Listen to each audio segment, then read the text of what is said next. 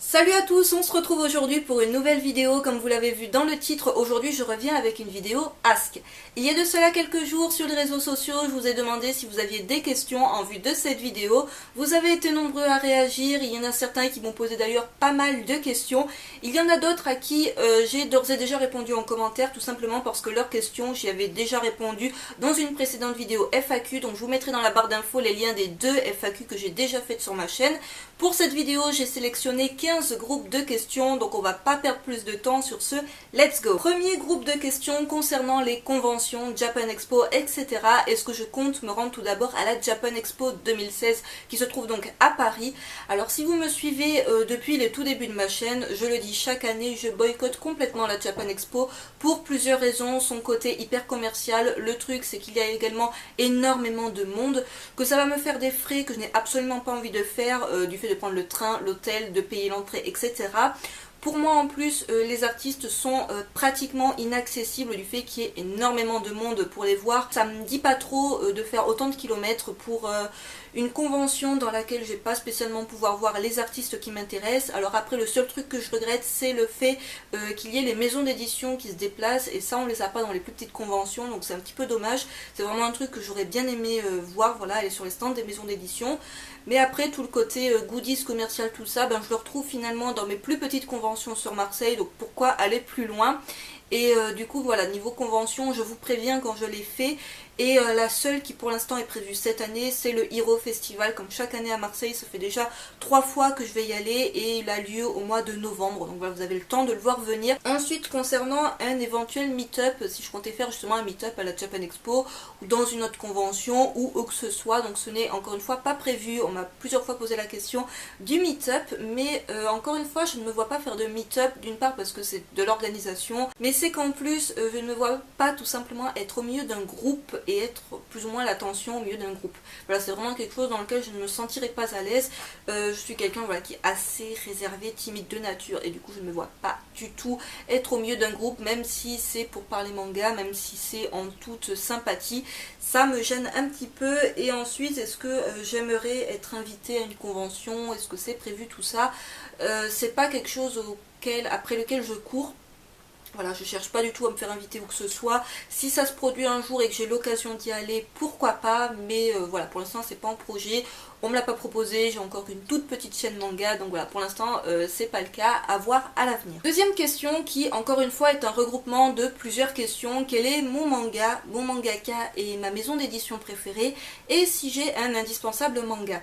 Alors en fait, je ne peux répondre à aucune de ces questions, tout simplement parce que je n'ai ni manga, ni mangaka, ni maison d'édition préférée.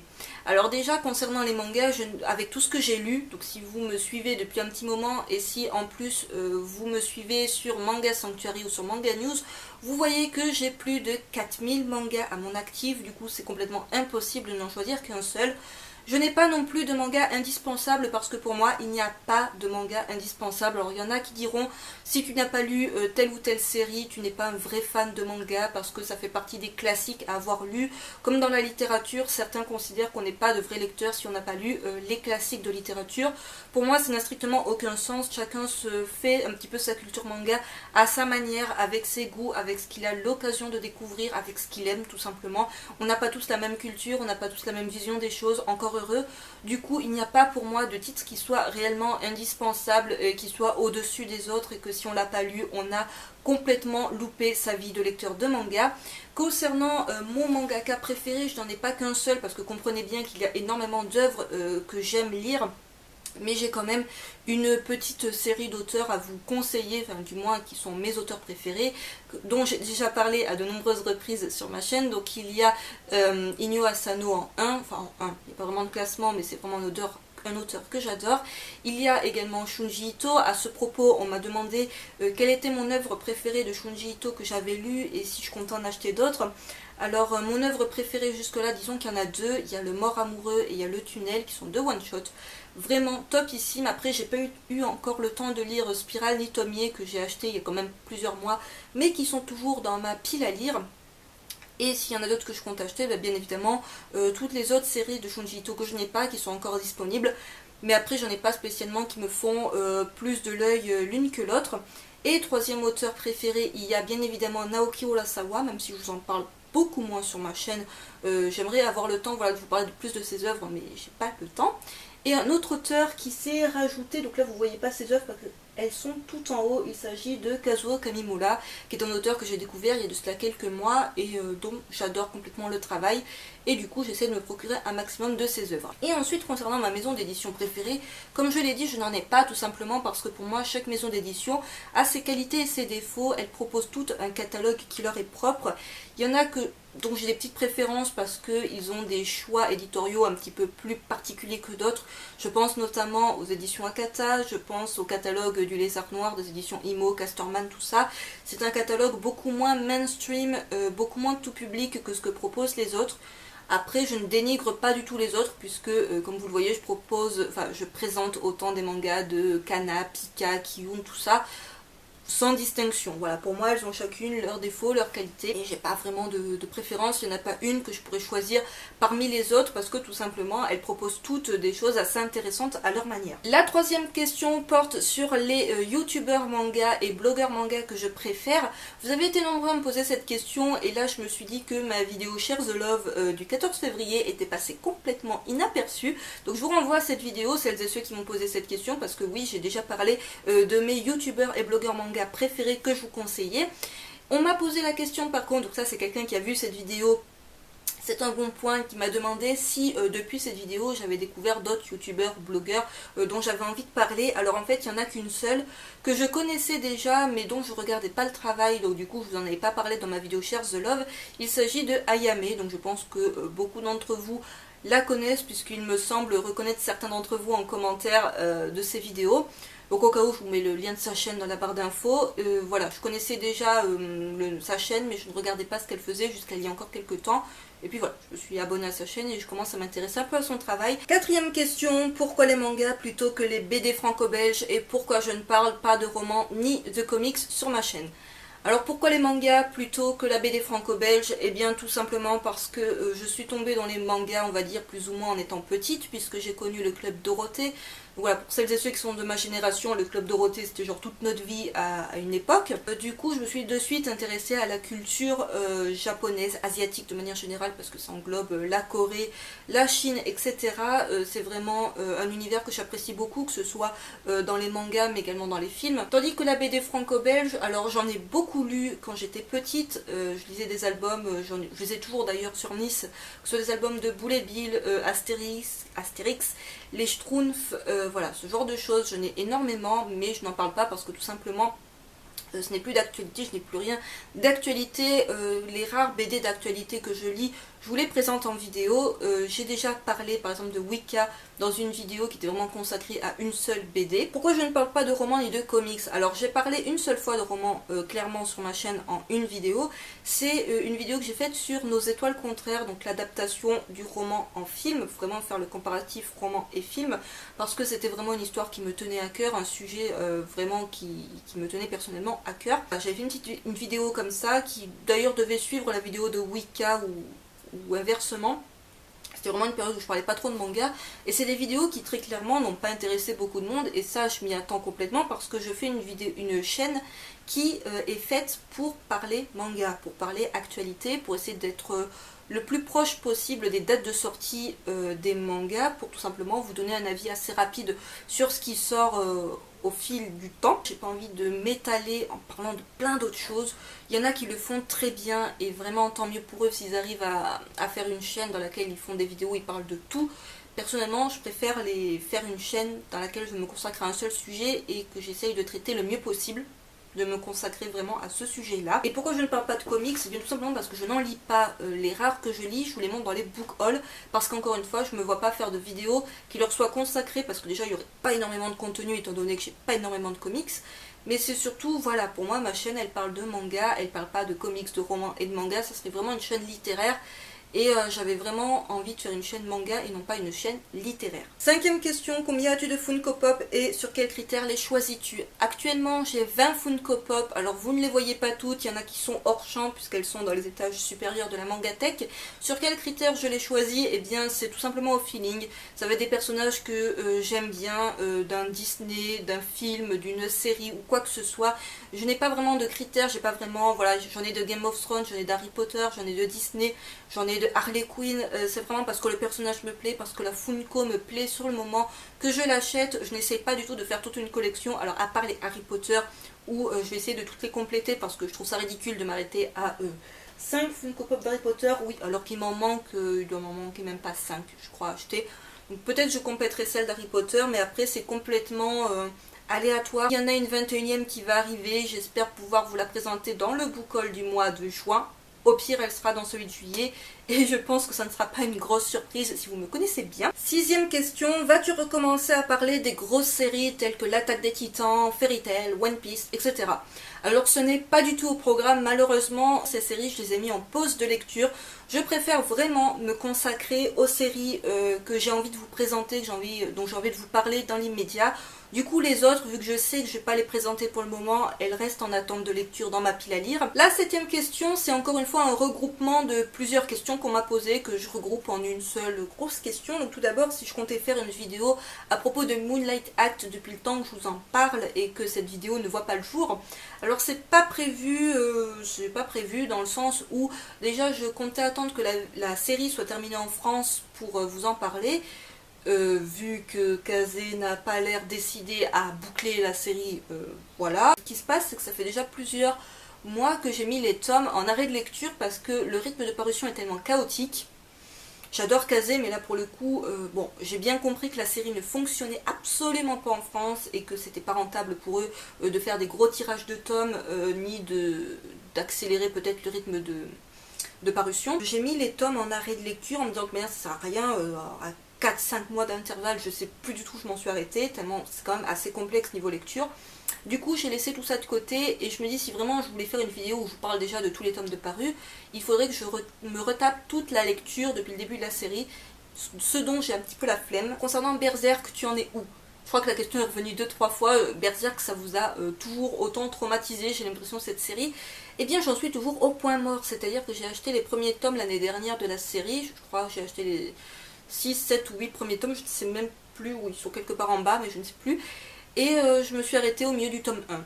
Voilà, j'avais commencé, c'était pas mon délire de lecture à ce moment-là et du coup je n'ai pas repris ma lecture et ça ne me manque pas parce qu'encore une fois j'ai tellement de choses à lire, tellement d'autres choses plus récentes et à venir à lire que du coup ça je laisse complètement de côté. Est-ce que j'ai changé d'avis à propos de Tokyo Ghoul la suite de Tokyo Ghoul? Non, tout simplement parce que je n'ai toujours pas fini de lire Tokyo Ghoul. Voilà, depuis mon petit coup de gueule de pourquoi il nous faut une saison 2 et que du coup si t'achètes pas la saison 2, t'as jamais la fin de la série. Depuis ce coup de gueule, là, je vais complètement stopper ma lecture de Tokyo Ghoul. Je n'ai même pas fini la première série et je ne compte absolument pas me procurer la suite, dont je n'entends finalement que très peu parler. J'ai l'impression de ne pas avoir énormément de retour à son sujet. Et du coup, ça fait que j'y pense pas et que c'est pas grave. Et enfin, concernant King's Game Spiral, donc la 4e saison qui vient tout juste de paraître, est-ce que je compte l'acheter? Est-ce que je compte la présenter? Tout ça. Non, encore une fois, j'arrête le massacre avec la saison 3 Origine. Vraiment, c'était un bon divertissement, c'était une lecture détente, c'était pas mal sur le départ. Après, voilà, je comprends clairement toutes les personnes qui ont décroché dès la saison 1, dès la saison 2, dès le début de la saison 3. Je me serais acharnée jusqu'à la fin de la saison 3. Je vous parlerai du 6e tome de la saison 3 dans le book haul du mois de juin. Mais c'est tout, j'arrête là. Et pour celles et ceux qui sont dans la saison 4, sachez que vous n'aurez pas encore de dénouement, puisqu'il y a encore des saisons 5, 6, etc. à venir. Voilà, à la limite, choisissez peut-être les romans. Apparemment, les lecteurs de romans sont assez contents du rendu des romans chez les éditions Lumen. Peut-être se lancer dans les romans, personnellement ça me donne vraiment pas envie. Donc c'est tout ce que j'avais à dire concernant King's Game Spiral. 8e question, si j'ai des sites ou des boutiques de manga à petit prix à vous conseiller. Alors à part Gibert Joseph, à part Chapitre qui est rattaché à Gibert Joseph, et à part les Cash Express ou ce genre de choses, dans lesquels dans tous les cas vous allez trouver de l'occasion, je n'ai rien d'autre à vous conseiller. Je vous avais parlé de Genkin Store il y a 2 ans. Genki Store fait des soldes à certains moments de l'année où vraiment ils soldent des mangas, ils soldent pas des trucs d'hyper actualité mais ils soldent des trucs. Ça peut être pas mal, mais là encore c'est un risque chez eux de commander en période de solde, parce que quand j'avais commandé, j'ai fait une vidéo à ce sujet, ils étaient complètement débordés avec les commandes, ils n'ont pas du tout su gérer. Sinon, non, j'ai pas de site miracle à vous conseiller dans lesquels vous pourrez acheter des mangas pas chers. J'avais une question, qu'est-ce que je pense du changement de format des éditions Tonkam, Delcourt Tonkam? Alors, ils se sont exprimés enfin à ce sujet, donc je vous mettrai l'article dans la barre d'infos si vous ne l'avez pas vu, où ils expliquent pourquoi il y a ce changement de format. Qu'est-ce que j'en pense? Alors, très clairement, je vais pas le cacher, ça me saoule un petit peu, comme les trois quarts d'entre vous, d'avoir des mangas qui vont se retrouver complètement dépareillés dans ma mangatech. Je pense notamment à Kiss Him Not Me et Food Wars. Et apparemment pour Food Wars, ça va faire beaucoup plus mal parce que la différence de taille va être beaucoup plus conséquente. Après, j'ai envie de vous dire, à part ça, c'est pas la fin du monde, parce qu'on a l'air d'oublier qu'il y a des maisons d'édition qui stoppent leur série en cours, comme ça. Ça marche pas, même s'il y a des gens qui disent, il n'y en a pas assez, j'arrête la série. Faut relativiser. J'ai l'impression de dire ça, cette semaine j'ai l'impression d'avoir dit ça à je ne sais combien de personnes, à propos de je ne sais combien de sujets différents, c'est de relativiser, parce qu'il y a beaucoup plus grave, il y a beaucoup plus important, et que ça finalement, même si ça va saouler, parce qu'on va avoir des mangas un peu comme ça dans la mangatech, d'accord, ça va saouler, le manga ne s'arrête pas pour autant. Je ne pense pas que celles et ceux qui suivent Food Wars ou Kiss Him Not Me ou To Love Darkness vont s'arrêter de lire ces séries ou revendre tous leurs premiers tomes, attendre qu'ils soient réimprimés avec le nouveau format pour tout recommencer. Voilà, ça fait chier, ok, ils se sont mal exprimés au début à ce sujet, ils auraient dû prévenir du changement de format, ce qu'ils n'ont visiblement pas fait, ils ont juste parlé du changement de logo. Voilà, c'est un tort, c'est pas passé pour certains, mais voilà, c'est pas non plus un drame. 10e question, qui regroupe encore une fois pas mal de questions en une. Tout d'abord, comment je m'organise pour faire mes vidéos? Donc ça fera l'objet d'une prochaine vidéo cet été, donc je vais la faire assez rapidement je pense. Vidéo dans laquelle je vous expliquerai le tout début d'une vidéo, c'est-à-dire sa création, l'idée, tout ça, jusqu'à sa publication en ligne. Voilà, toutes les étapes, pour qu'on se rende bien compte que ça ne se fait pas en 5 minutes. Et également, je comptais faire une vidéo du même genre sur comment je m'organise pour mes achats, quels sont mes meilleurs et mes pires commentaires. Alors les meilleurs, il y en a tellement, voilà, il y a tellement de messages qui sont vraiment trop adorables, qui sont super touchants. Ceux-là, je les garde bien précieusement, j'essaie vraiment d'y répondre le plus rapidement possible, même si malheureusement je n'ai pas le temps de répondre à tout le monde. Concernant les pires commentaires, je dois vous avouer que je fais des screenshots, que je les garde dans un petit dossier. Et je me dis qu'un jour ça fera l'objet d'une vidéo assez drôle dans laquelle je vous présenterai tous mes petits commentaires gratinés. Ça permettra d'afficher également certaines personnes, voilà, tant qu'à faire, leur donner leur petit moment de gloire. Tout ça, ça fera l'objet d'une petite vidéo drôle pour un anniversaire de la chaîne ou pour peut-être le cap des 8000 abonnés, que sais-je. Je comptais faire une vidéo qui en fait serait un petit peu un top de tous les temps, en gros mes meilleurs mangas de tous les temps. Donc ça c'est une idée à laquelle je pense beaucoup.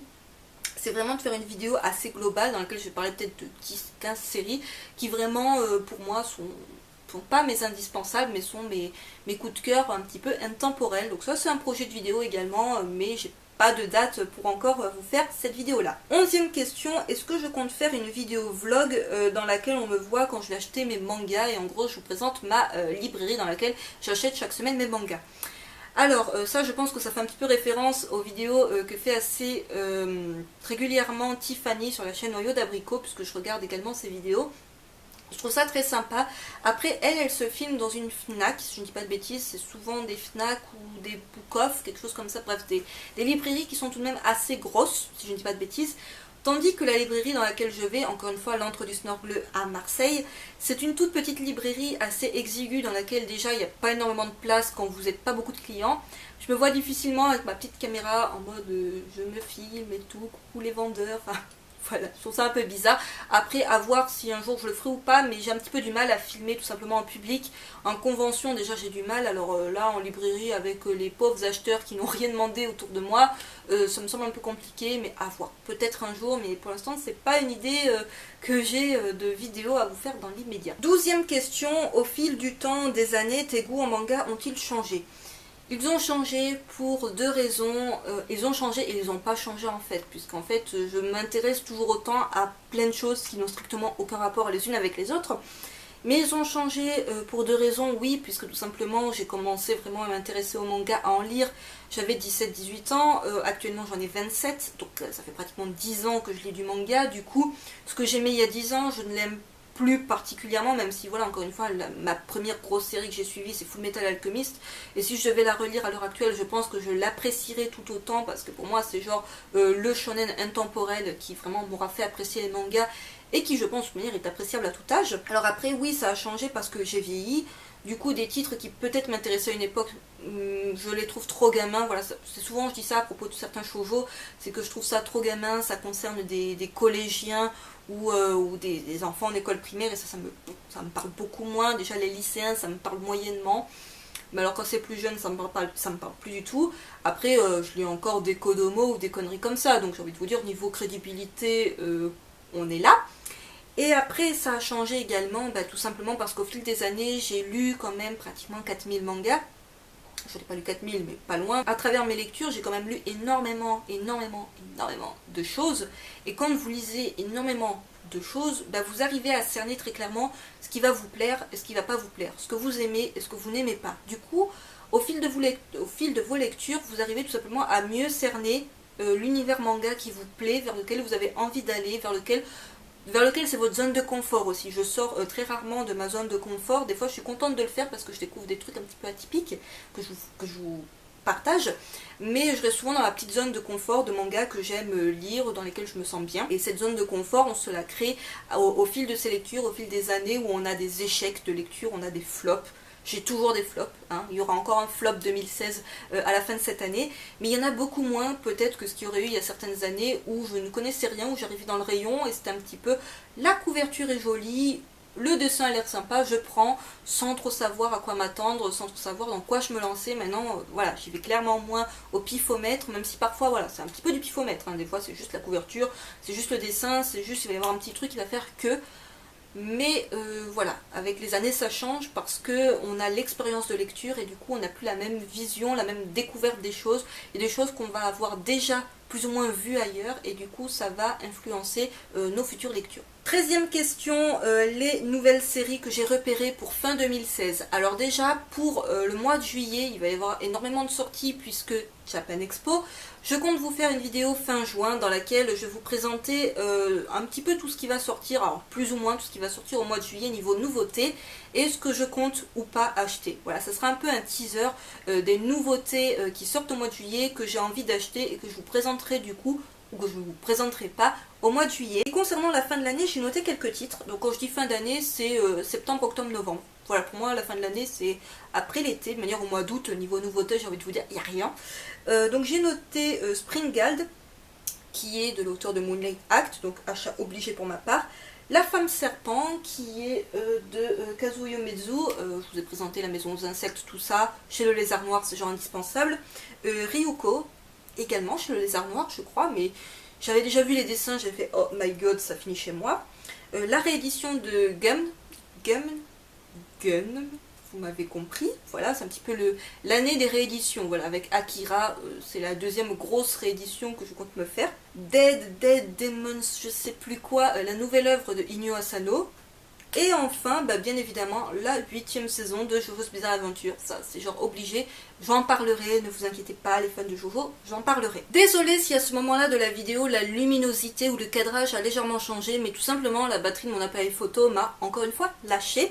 Bref, j'en étais à la 14e question, les conseils que je donnerais à quelqu'un qui aimerait se lancer sur YouTube. Alors, plusieurs conseils.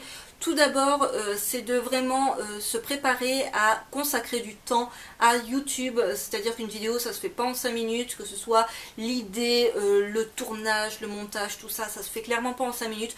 Donc il faut vraiment se dire que ça va nous prendre du temps, et est-ce qu'on est prêt à consacrer du temps à cette passion. Deuxièmement, c'est de ne pas recopier quelqu'un qui travaille déjà sur YouTube, tout simplement même si on s'inspire de certains autres youtubeurs, de ne pas se calquer sur un youtubeur déjà existant qui en plus est connu, et du coup on va très vite faire le rapprochement et ça va être à votre désavantage. Troisièmement, c'est de se préparer, et ça c'est le plus dur, aux méchants commentaires, à la méchanceté gratuite de certaines personnes, aux commentaires qui peuvent être dégradants, qui sont complètement insultants. Tout le monde en reçoit, quel que soit votre niveau de popularité, et malheureusement il n'y a rien que l'on puisse faire contre cela, à moins de bloquer tous les commentaires. Et là oui d'accord, mais vous n'avez aucune interaction avec vos abonnés, c'est complètement nul. Mais il faut vraiment se préparer à ça. Alors au début c'est dur pour tout le monde parce qu'on ne comprend pas, mais qu'est-ce que j'ai fait pour me faire insulter de tout et n'importe quoi. Je sais que c'est très difficile au début, mais si on n'est pas prêt à y faire face, si on n'est pas prêt à passer au-dessus de ça, à se dire que c'est juste des commentaires virtuels, et bien malheureusement il ne faut vraiment pas envisager de venir sur YouTube parce que c'est complètement la jungle et que tout le monde se fait attaquer par tout et n'importe quoi. Donc voilà. Et autre chose, préparez vos vidéos, voilà. Comme je l'ai dit, il faut consacrer du temps et il faut essayer de se faire une méthodologie de travail, chacun à son organisation. Comme je l'ai dit, je ferai une vidéo dans laquelle je vous dirai comment je m'organise pour faire mes vidéos, et vous verrez que, encore une fois, il y a plusieurs étapes pour arriver au résultat final que vous avez, que vous regardez. Donc voilà, il faut vraiment prendre le temps, et prendre le temps de bien tout préparer, de chercher les informations, de chercher ses sources, d'essayer de bien construire sa vidéo, tout ça, quitte à s'inspirer de ce que font certains autres youtubeurs pour essayer de se donner une base. Si vous n'avez pas les moyens d'investir dans quelque chose de foufou, essayez d'avoir une image et un son assez correct, pas trop dégueulasse, une luminosité. Si vous n'avez pas les moyens, moi par exemple je n'utilise jamais de lumière artificielle, servez-vous de la lumière naturelle autant que possible. Et essayez de proposer un arrière-plan assez sympa. Je dis ça alors que beaucoup de mes anciennes vidéos ont un arrière-plan vraiment horrible ou vraiment vide, et on me disait mais t'as ton aspirateur en fond de tes vidéos, mais what the fuck. Donc voilà, très clairement essayez d'avoir un fond un tant soit peu en rapport avec le contenu de votre chaîne. Essayez vraiment aussi de ne pas partir à droite à gauche dans le contenu de vos vidéos. Vous voulez faire une chaîne manga, ne faites pas une vidéo manga, puis une vidéo jeu vidéo, puis une vidéo, j'en sais rien, sur le film que vous venez de voir au cinéma, puis après sur une recette de cuisine. Non, essayez vraiment de vous en tenir à un sujet global. Après vous partez parfois un petit peu dans des HS, mais pas trop, et pas trop au début non plus. Et j'arrive enfin à la dernière question, mes projets avec d'autres youtubeurs. Alors Selvarion m'a demandé si je voulais faire un duel manga avec lui, on m'a demandé plusieurs fois si je voulais faire des swaps, si j'avais des collaborations de prévues, si j'avais une vidéo à faire avec Shana. J'ai pas compris d'où ça sortait, mais c'est pas grave. Alors pour tout cela, malheureusement pour l'instant je dois dire que non, tout simplement par manque de temps. Déjà tous mes week-ends, samedi et dimanche, voire des fois vendredi après-midi, quand je travaille pas vendredi après-midi, sont consacrés à mes 2 vidéos que je vous fais par semaine. Parfois j'en fais qu'une, hein, vraiment quand j'ai pas le temps, mais j'essaie vraiment de consacrer ces 2 jours et demi à faire mes vidéos, à moi. Voilà, pour ma chaîne. Après en semaine j'ai pas le temps de faire des vidéos, parce que voilà, si vous ne le savez pas, je travaille de 7h30 le matin à 17h le soir. Je suis pas chez moi avant 18h, 18h30. Et clairement, quand j'ai passé une journée de plus de 8 heures de travail, j'ai pas du tout envie de me poser devant mon écran de PC et de faire un live ou quoi que ce soit. Donc pour l'instant, c'est pas prévu. Et les swaps, on m'a proposé plusieurs swaps, et ça me dérange un peu en fait de faire un swap avec des gens que je connais absolument pas. Voilà, je me vois pas faire ça. En fait, la seule collaboration qui était prévue et qui est toujours prévue, mais on ne sait pas pour quand, c'était une collaboration avec Virginie, de la chaîne Virginie Folie, parce qu'on est toutes les deux sur Marseille. Donc voilà, ça me semblait un peu plus facile pour faire une vidéo ensemble. Mais voilà, pour l'instant, c'est pas prévu par manque de temps et par organisation qui est pas spécialement évidente. J'en ai terminé pour cette petite ou cette très longue vidéo Ask. Je ne sais pas encore quand je vais faire le montage combien de temps va durer cette vidéo. J'espère juste qu'elle sera pas trop longue. J'espère qu'elle vous aura plu. N'hésitez pas à me dire en commentaire si vous souhaitez voir d'autres vidéos Ask. Alors pas tous les mois non plus, mais genre plusieurs fois dans l'année, genre 2-3 dans l'année, plutôt qu'une seule grosse vidéo FAQ. Sur ce, je vous retrouve très vite pour une prochaine vidéo. Bye!